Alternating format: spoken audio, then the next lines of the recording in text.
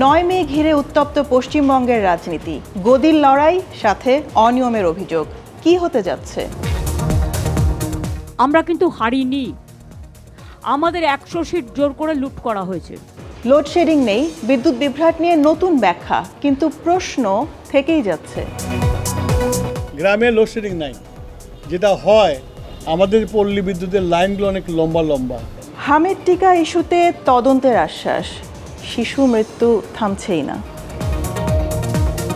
একটা ইনভেস্টিগেশন আসলে ভবিষ্যতে হেল্প করে যাতে একই ধরনের ঘটনার রিপিটেশন না হয়।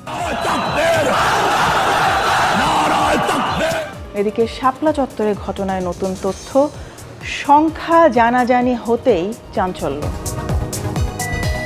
রূপপুরে বড় অগ্রগতি, তাহলে বাংলাদেশ কি ছুঁতে যাচ্ছে নতুন উচ্চতা? এই সব খবর সহ আরও বিস্তারিত খবর নিয়ে দীপ্ত রাতের সংবাদ ঠিক 11টায় থাকছি আমি তারান্নুম জ্যোতি।